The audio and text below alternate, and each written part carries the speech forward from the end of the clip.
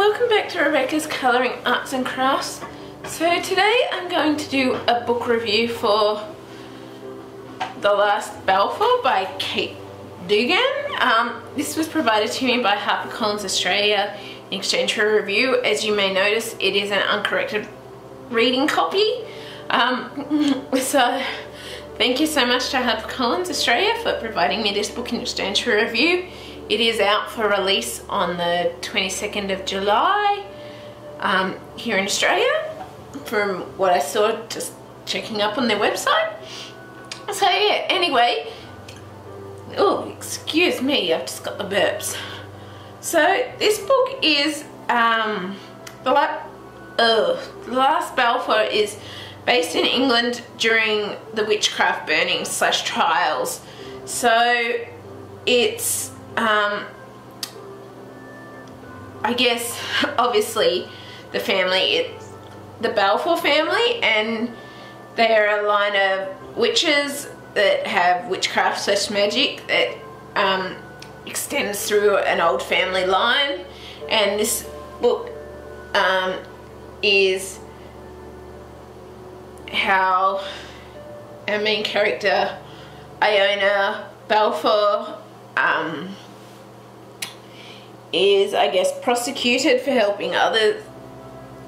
Iona and her sister and her aunt, etc., are prosecuted for helping others by using witchcraft in order to heal or make things better or improve things.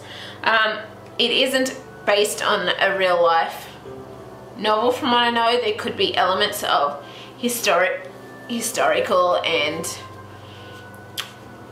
real life elements in there. There could be elements of those, but from what I know, this is a fantasy novel, but it does have adaptations from traditional Scottish spells, incantations and folk tales, from what I read in the back of the book.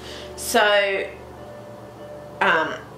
obviously things have been adapted from the real life aspects.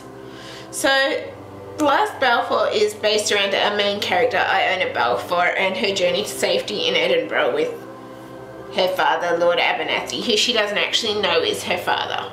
So I'll just put that there. But he also happens to be a magistrate that presides over her trial, where she is accused of being a witch. However, this is not the actual start of the story, but actually towards the end of the story. So it's kind of a bit of a twist. I'm doing this a bit of a different way with telling this. So Iona is saved after being burnt at the stake. So basically she didn't end up being fully burnt at the stake, but she was badly burnt by families who are of the old magic, and it actually does leave openings for a second book. But however, as of currently going by my sources, it's currently not confirmed that there will be a second book, but I'm hoping there will be, because there's still a lot of areas that you could explore with Iona's story and where she goes from here and how she solves things that aren't solved at the end of this book and all of that. So I really enjoyed it. But I guess I should say a little more about the beginning of the book and the main characters, not always necessarily the end of the book, but I just wanted to throw that twist in there for a little bit of something different for a change. So obviously the main character of the book is Iona Balfour. She actually inherits an item called a bloodstone from her aunt Griziel, who was burnt by witch hunters after being accused of witchcraft, obviously. And she's told to take the bloodstone to a group called the Guild of the Green Lion in Edinburgh. Iona's sister Isabel is killed after she helps Iona to escape the witch hunters that come for her, and is then betrayed by her former best friend. Iona, this is betrayed by her former best friend Dalziel, who is actually apprenticed to the witch hunter Finster, who is the witch hunter that's actually hunting Iona. So during her journey to Edinburgh, Iona meets Cal, a druid and skin turner who has no idea how to control his powers. So basically, if he turns, he doesn't know how to come back.